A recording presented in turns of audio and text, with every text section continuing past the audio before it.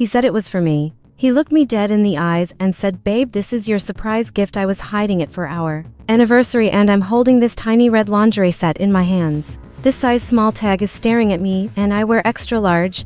I've always worn extra large. He knows I wear extra large and he's standing there sweating, literally sweating, telling me it's mine and I should just put it back in the box and pretend I didn't see it. And wait for our anniversary in 3 weeks, 3 weeks, and I'm like, are you serious right now? Are you actually serious? This is a size small, Jake. I wear extra large, and he stutters. He goes, well, maybe I got the wrong size. Maybe I made a mistake at the store. I can return it. And I'm thinking, return it for who? Return it for who, Jake? Because this sure as hell isn't for me. And my cat Whiskers is sitting there licking his paw like he didn't just knock over the most important box in this entire house, like he didn't just expose my husband's whole affair in one swipe of his little paw. I need to stop for a second because I'm already getting worked up just thinking about that moment. That exact moment when I realized my husband was lying to my face. Okay, I'm good. Let me tell you this whole crazy story from the beginning because it's wild. It's absolutely insane. And if you've ever caught your husband or boyfriend in a lie this big, you know exactly how I felt. You know that sick feeling in your stomach when you realize the person you trusted most in the world has been playing ooh for a fool. So I'm Sarah. Well, that's not my real name, but I'm calling myself Sarah for this. I'm 34 years old and this happened to me about 8 months ago in Austin, Texas. I was living in this nice apartment complex on the north side with my husband Jake. We'd been married for 7 years. Together for 9 years total, and we have a son. Together, his name is Tyler and he's 5 years old. The sweetest kid you've ever met. And we also have Whiskers, our cat who's 3 years old.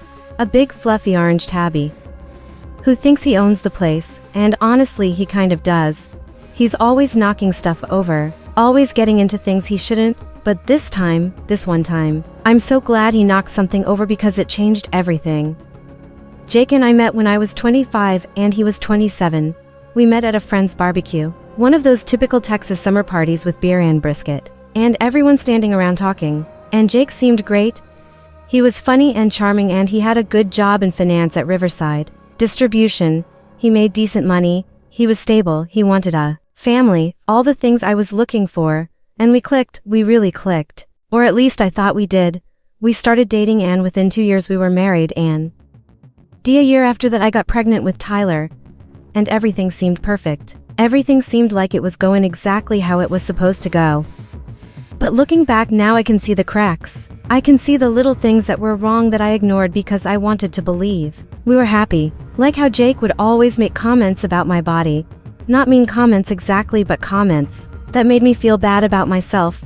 He'd say things like, you know, Sarah, you'd look so much better if you lost some weight, or why don't you go to the gym more? Or when we'd be watching TV and a woman with a perfect body would come on screen, he'd be like, wow, she takes care of herself, and I'd feel this pang of insecurity. This feeling like I wasn't good enough, like I needed to be smaller, prettier, more fit, more everything, and I really tried. After I had Tyler, I tried so hard to lose the baby weight. I went to the gym. I did those crazy diets. I counted every calorie, but my body just didn't bounce back the way Jake wanted it to. I lost some weight, but I was still bigger.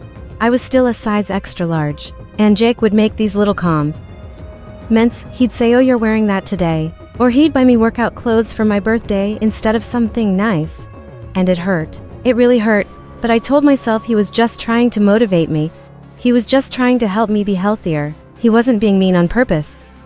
And then there were the comments about lingerie, about how I like to buy nice underwear sometimes, pretty bras and matching sets. Nothing crazy expensive, but nice enough that I felt good wearing them, and Jake hated it. He'd say, why are you wasting money on that stuff? Why do you need fancy underwear? Married women don't wear that kind of thing, only single women trying to impress men wear sexy lingerie. Married women should wear practical stuff. Simple colors, beige and white and black, nothing flashy, nothing red. Red is vulgar. Red is for women who want attention. And I'd feel so ashamed, so stupid for wanting to feel pretty, for wanting to feel sexy. And eventually I just stopped buying nice underwear. I started buying the cheap multi-packs from Target. Plain beige and white, nothing special. Nothing that would make Jake say I was being vulgar or attention-seeking. I worked part-time as a graphic designer for a small marketing company called Oakwood Consulting. I'd work from home most days doing layouts and social media graphics. And the rest of the time I was taking care of Tyler and the house, cooking and cleaning and doing laundry and grocery shopping and all the mom stuff. And Jake worked full-time at his finance job. He'd leave at 7 in the morning and come home around 6 at night, sometimes later. And when he was home he'd mostly just sit on the couch watching TV or scrolling on his phone. He didn't help much with Tyler or the housework. He'd say he was tired from work.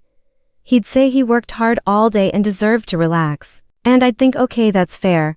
He does work hard, so I'd do everything myself. I give Tyler his bath and read him bedtime stories and clean up the kitchen and fold the laundry. And by the time I got to bed I was exhausted, completely exhausted. And Jake would already be asleep or pretending to be asleep, so we did have to talk or be intimate, and I started to feel really lonely, really isolated. Like I was just this maid and nanny in my own marriage. Like Jake didn't see me as a wife anymore, just as someone who took care of things.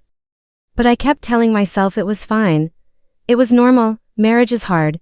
Relationships take work. We get through this rough patch. And I'd focus on Tyler and Whiskers and my little part-time job and try to ignore the nagging feeling that something was really wrong, that Jake didn't love me the way he used to, or maybe he never loved me at all. So that brings us to that day, the day Whiskers knocked over the box. It was a Saturday afternoon in March. Tyler was at my mom's house for the weekend. She'd picked him up Friday night and was keeping him until Sunday so Jake and I could have some alone time, some couple time, which honestly we never used for couple stuff. We'd just do our own separate things. I'd watch my shows and he'd play video games or whatever. And that Saturday I was in our bedroom folding laundry and Whiskers was on top of the dresser. He likes to sit up high and survey his kingdom. And I guess he got curious about this box that was pushed way back in the corner of the closet, on the top shelf. I didn't even know the box was there. I'd never seen it before, and Whiskers must have jumped from the dresser to the closet shelf and knocked the box over, and it fell and hit the ground and the lid popped off and all this tissue paper and stuff spilled out, and I heard the crash and I walked over to see what he'd destroy. And there it was. This Victoria's Secret box with red tissue paper and a gift receipt, and inside was the most beautiful red lingerie set I'd ever seen. It was this lacy bra and matching thong, really high quality, really expensive looking, the kind of thing I would have bought for myself back before Jake made me feel bad about it. And I picked it up and I was confused. I was so confused because I thought maybe Jake bought this for me. Maybe he was trying to surprise me, maybe he was sore. Why, for all the mean comments he'd made over the years, and he wanted to do something nice. And for a second I felt this rush of hope, like maybe our marriage wasn't dead. Maybe he still found me attractive. But then I looked at the tag and it said size small. And my heart just sank. It just dropped into my stomach because I knew this wasn't for me. There's no way this was for me. And I heard Jake's footsteps coming down the hall, and he walked into the bedroom and saw me holding the lingerie, and his face, oh my god, his face went white, went completely pale, like all the blood drained out. And he said, "What are you doing? Where did you get that? Put it back." And I said, "Whiskers knocked over this box from the closet." "What is this, Jake? Whose is this?" And that's when he said it was mine. That's when he looked me in the eyes and lied and said, "It's your surprise gift, babe, for our anniversary. I was hiding it. You weren't supposed to find it." I'm not gonna lie, I almost believed him for a second. I wanted to believe him so badly. I wanted to believe that my husband bought me beautiful lingerie and just got the size wrong. But then I really looked at it.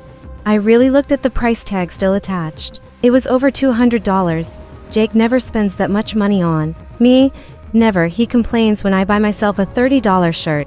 He says we need to save money. We can't be frivolous. But he spent $200 on lingerie. That's for sizes too small for me. That doesn't make sense. That doesn't add up. And I said, "Jake, this is a size small. I wear extra large. You know I wear extra large. Why would you buy this size?" And he started stuttering, started going, "Well, I thought maybe you could fit into it. I thought maybe it runs big. I don't know women's sizes." And I'm like, "You've been with me for 9 years, Jake. You've seen me buy clothes a million times. You know my size." And he says, okay, maybe I made a mistake. Maybe I grabbed the wrong one off the rack. I'll return it and get the right size." And I'm like, "When did you buy this? Show me the receipt." And he gets defensive. He's like, "Why do you need to see the receipt? Why are you interrogating me? I'm trying to do something nice and you're ruining it." And I said, "Because this Doesn't make sense, Jake. None of this makes sense. If you bought this for me, why is it hidden in the back of the closet?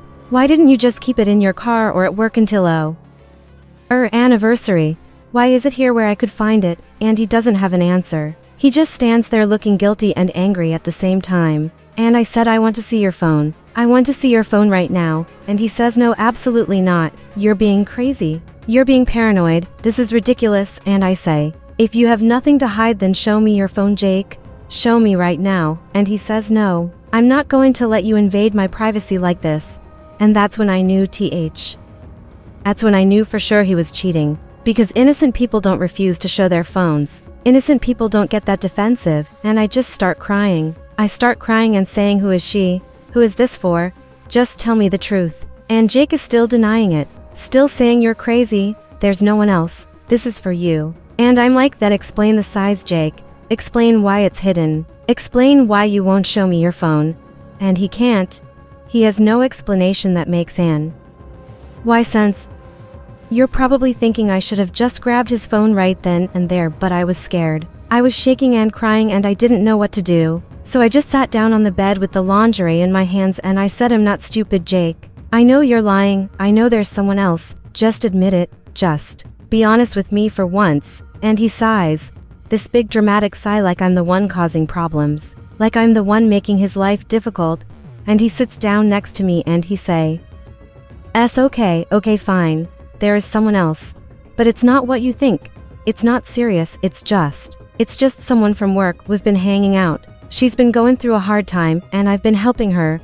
And I'm like, hanging out? You've been hanging out with another woman and buying her $200 lingerie and you expect me to believe it's not serious. And he says, we haven't done anything. We're just friends. I bought that for her as a gift because she's been sad. She needed something to cheer her up. And I literally cannot believe what I'm hearing. I cannot believe my husband is trying to convince me that buying sexy lingerie for another woman is just friendly behavior. And I say, what's her name, Jake? What's her name? And he says her name is Brooke. She's my new secretary. She started working for me about 6 months ago. And I'm like, your secretary? You're having an affair with your secretary? That's so cliche, Jake. That's so pathetic. And he gets mad. He stands up and says, I'm not having an affair.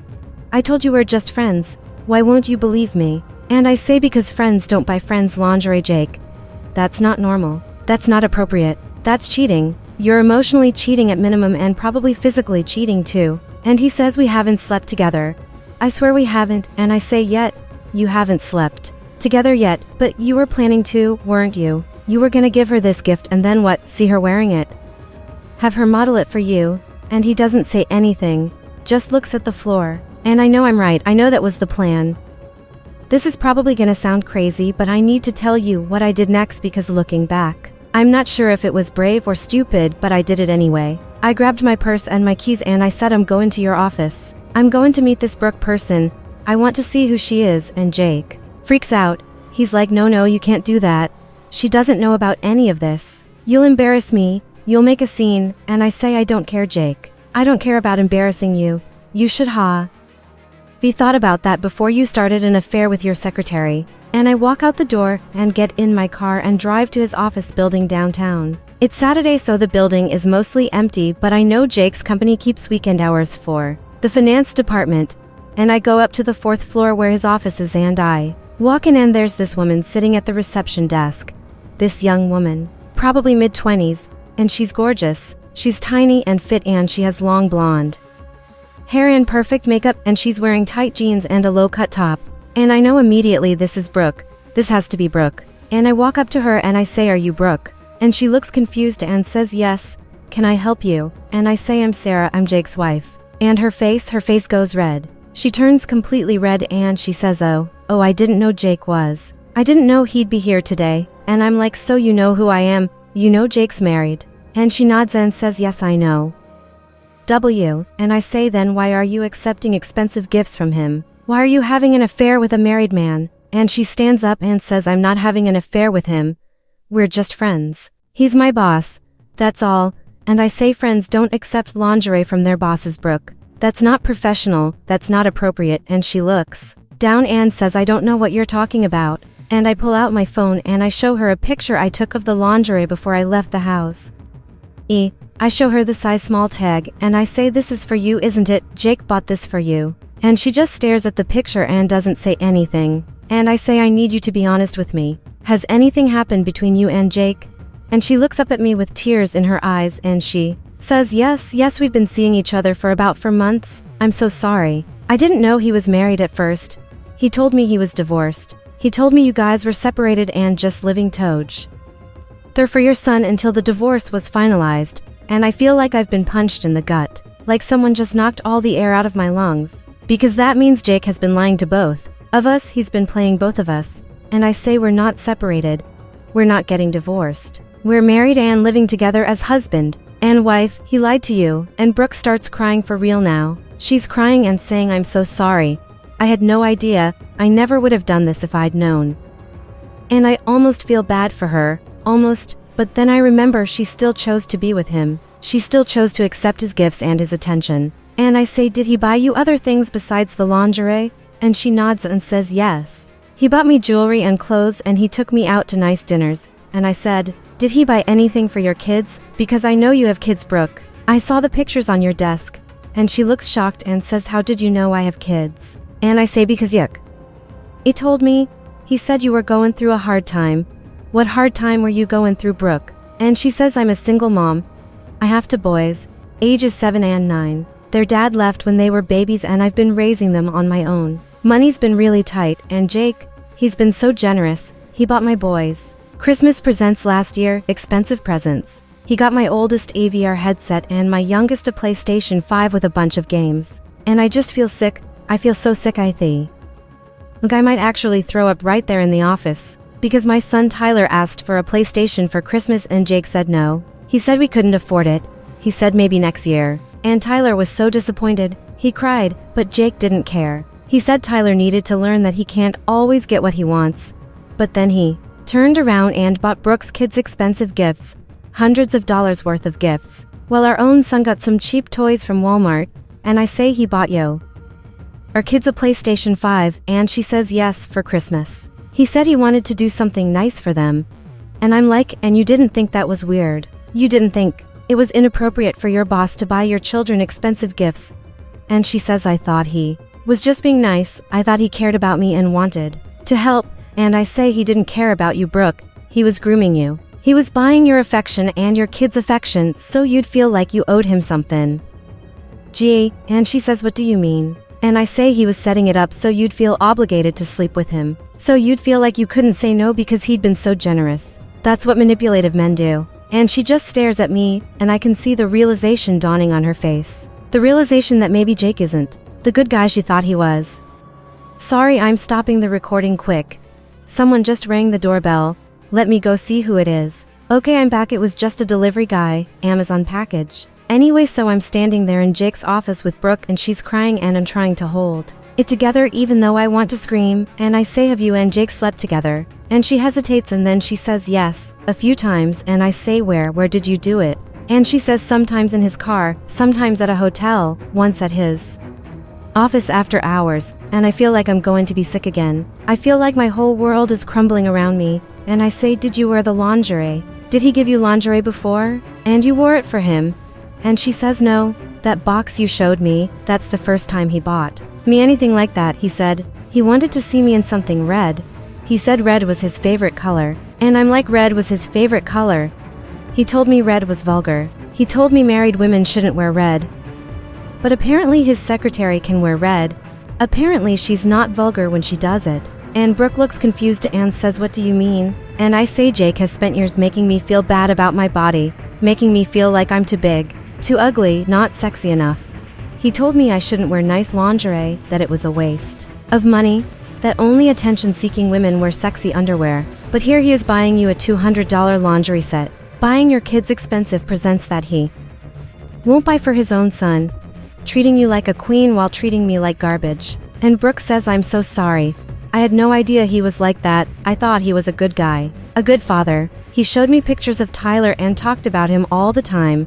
And I'm like, he talks about Tyler but he doesn't actually spend time with him. He doesn't help take care of him. He just uses him as a prop to make himself look like a family man. And Brooke nods and says, I'm starting to see that now. I'm to see who Jake really is, and I say good, I'm glad you're seeing it. Because I need you to do something for me, I need you to quit. I need you to find another job and get away from him. And she says I can't afford to quit, I need this job to support my kids. And I say then I'll help you, I'll write you a recommendation letter, I'll help you find something better. But you need to get away from Jake because he's toxic, he's manipulative, he will ruin your life if you let him. And she says okay.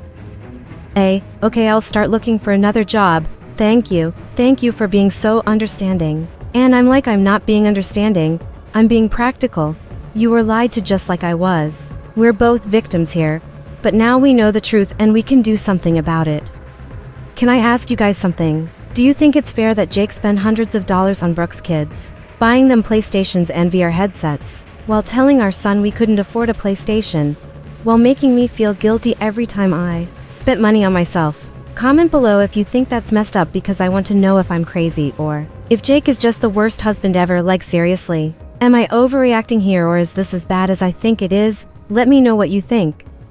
So I leave Jake's office and I drive back home, and when I get there Jake is still in the bedroom. He's sitting on the bed with his head in his hands, and when he sees me he stands up and says, "Where did you go? What did you do?" And I say, "I went and talked to Brooke. I know everything, Jake. I know you've been sleeping with her.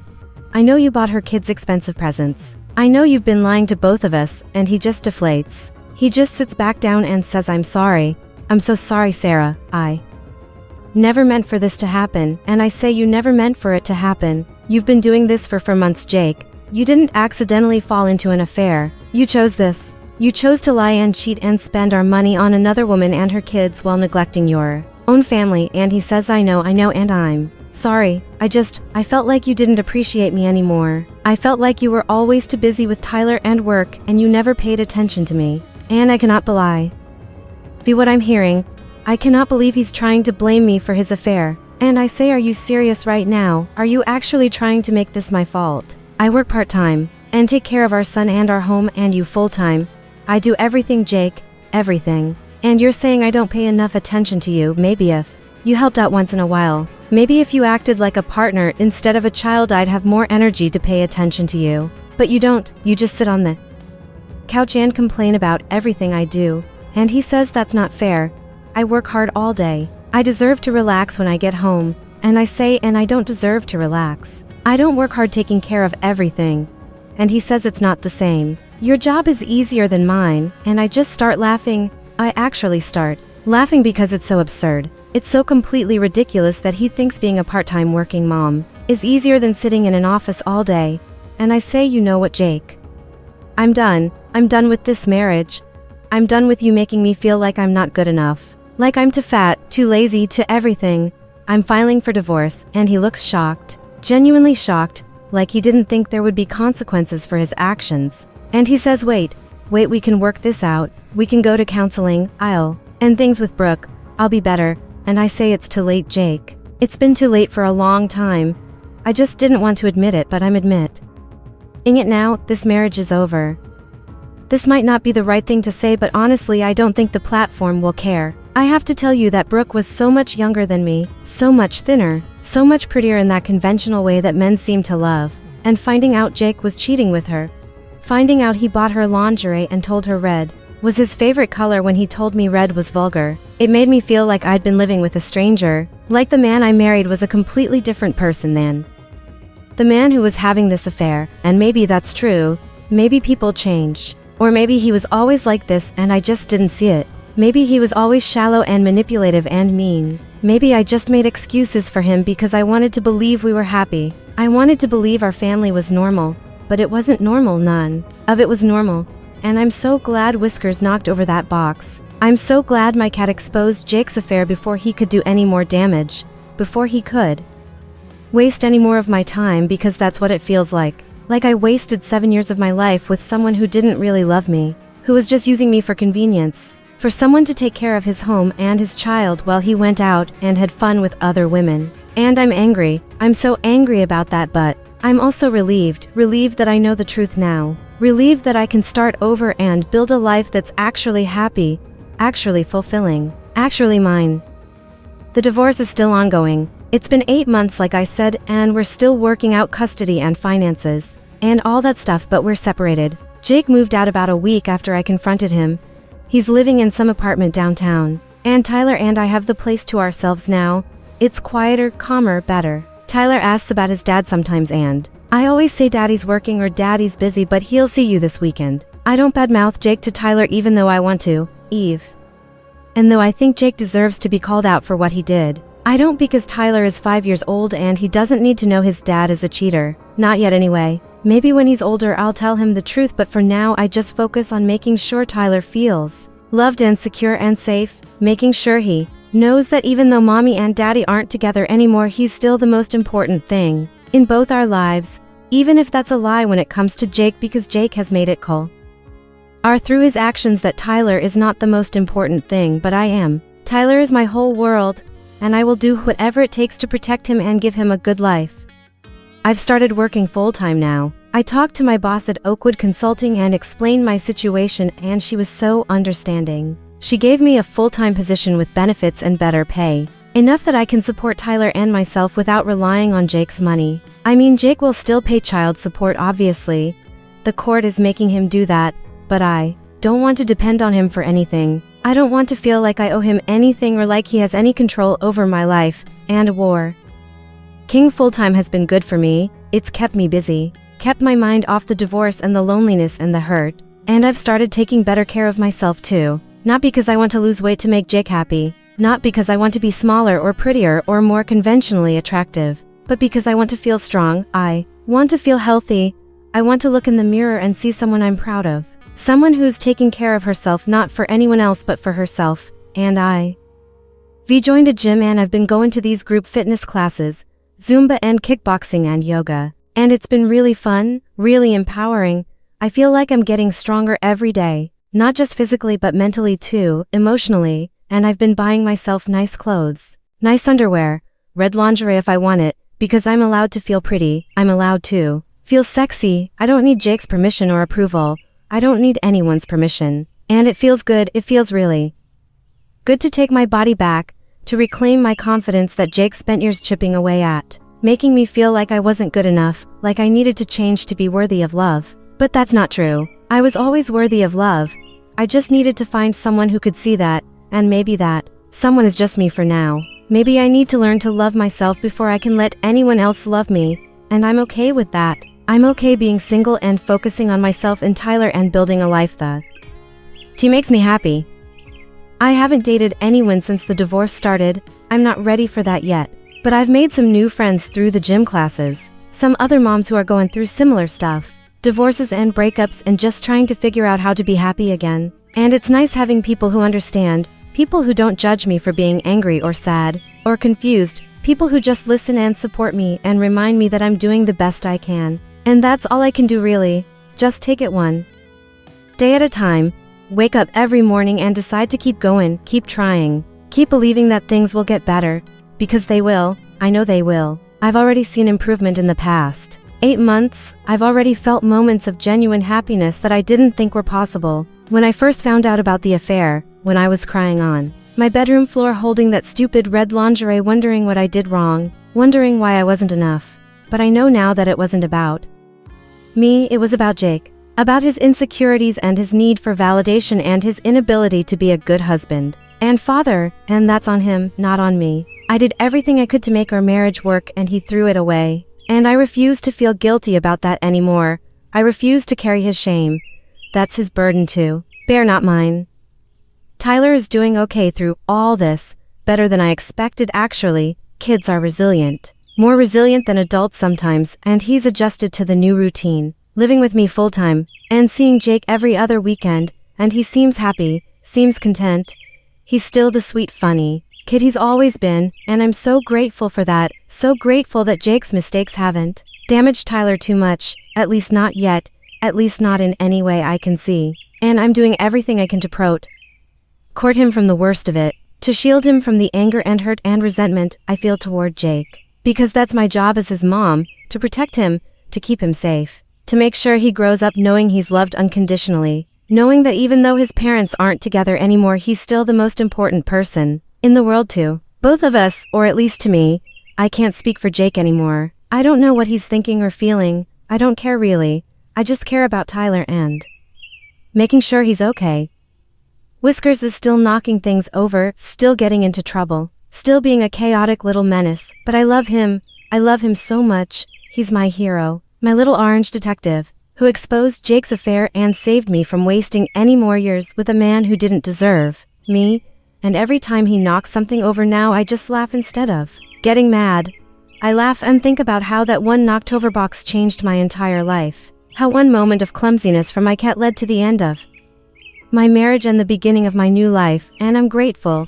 I'm so grateful to Whiskers. I give him extra treats, extra cuddles. I tell him he's the best cat in the whole world. And he purrs, and headbutts me and acts like he knows exactly what he did, like he's proud of himself for being such a good detective, and maybe he is. Maybe cats are smarter than we think. Maybe they know when something's wrong and they're just trying to help in their own weird cat way. And if that's true, then RS is the smartest cat ever because he helped me see the truth, helped me escape a toxic marriage, helped me find myself again. I decided not to move away from Austin even though part of me wanted to pack up and start fresh somewhere new where there were no memories of Jake, no reminders of the life we had together. But I didn't because Tyler has friends here, Tyler has his school and his routine, and I didn't want to uproot him just because I was hurt, just because I wanted to run away from my problems. So I stayed, we stayed, and I'm making new memories here. Good memories, memories that don't involve Jake. Memories of just me and Tyler and Whiskers being a little family, being happy, being free. And that's enough, that's more than enough, that's everything. I truly believe that everything happens for a reason, even the painful things, even the things that break us and make us question everything we thought we knew. They happen for a reason. They happen to teach us something, to make us stronger, to push us in a direction we never would have gone otherwise. And this divorce, this betrayal, it taught me that I'm stronger than I thought, that I can survive losing the person I thought was my soulmate, that I can rebuild my life from scratch and come better on the other side. And that's a lesson I wouldn't trade for anything. Even if it meant I never had to go through the pain of finding out Jake was cheating. Even if it meant I could go back and live in ignorant bliss. I wouldn't, because I'm happier now, I'm freer now. I'm more myself now than I was in those 7 years of marriage, and that's worth all the pain, all the tears, all the sleepless nights wondering what I did wrong. It's worth it because I came out the other side and I'm ill standing, I'm still fighting, I'm still here, and I'm going to be okay, better than okay. I'm going to be great. If you're going through something similar, if your husband or boyfriend or partner is making you feel like you're not good enough, like you need to change to be worthy of love, I want you to know that's not true. You are enough exactly as you are. You don't need to be smaller or prettier or more anything. You're perfect the way you are, and if someone can't see that, then they don't deserve you. They don't deserve your time or your energy or your love, and you need to walk away. You need to choose yourself, choose your happiness, choose your peace, because you deserve better. We all deserve better, and life is too short to spend it with someone who makes you feel small, who makes you question your worth, who makes you feel like you have to earn love instead of just receiving it freely, unconditionally, the way love should be. Comment below if you've ever caught your partner in a lie like this, if you've ever found evidence of cheating and had to confront them. I want to hear your stories. I want to know. I'm not alone in this. I want to build a community of people who understand what it's like to have your world turned upside down by someone you trusted, someone you loved, someone you thought would never hurt you, because that's what Jake did. He hurt me, he broke my heart and my trust and my belief in our marriage, But he didn't break me. I'm still here, I'm still whole, I'm still standing. And I'm going to keep standing, keep moving forward, keep building a life that makes me happy. And if my story can help even one person realize they deserve better, realize they don't have to stay in a toxic marriage or relationship, then it was worth sharing. It was worth reliving all the pain and hurt and betrayal, because maybe my pain can help someone else avoid their own pain, or at least help them realize they're in OT alone. They're not crazy, they're not overreacting. Their feelings are valid and their hurt is real, and they deserve to be treated better. Jake has tried to reach out a few times since we separated. He's sent me texts apologizing, saying he misses me, saying he wants to work things out, but I don't respond.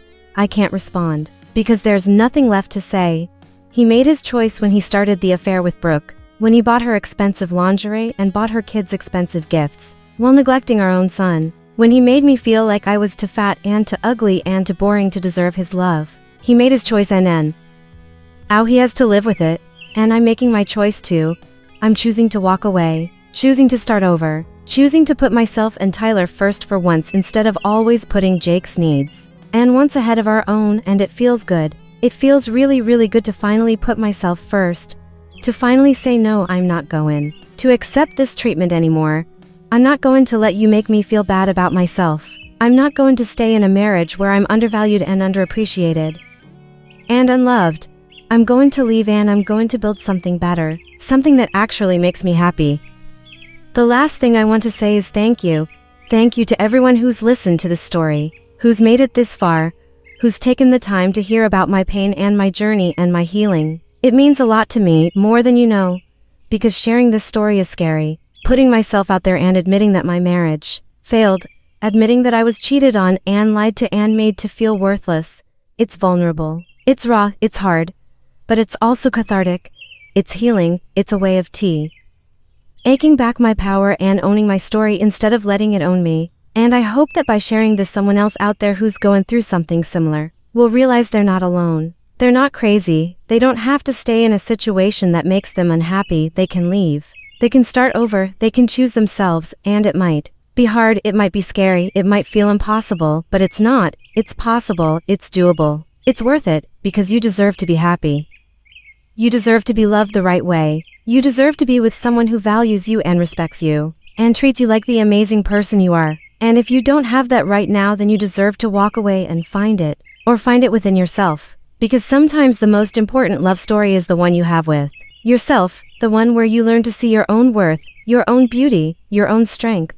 And that's the love story I'm writing now, me and Tyler and Whiskers. We're writing our own love story, our own happy ending. And it might not look like what I thought it would look like 7 years ago when I married Jake. But it's better, it's real, it's ours, and that's all that matters.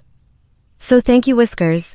Thank you for being the best cat, the best detective, the best little hero. Thank you for knocking over that box and exposing Jake's lies, and saving me from a lifetime of unhappiness with a man who didn't deserve me. You didn't know what you were doing. You were just being a cat, being curious, being clumsy. But you changed my life. You saved my life, and I'll never forget that. I'll never stop being grateful to you. You're my little orange guardian angel, and I love you so much. And to everyone out there who has a pet who's helped them through hard times, who's been there for them when no one else was, who's given them unconditional love and support and comfort. I see you.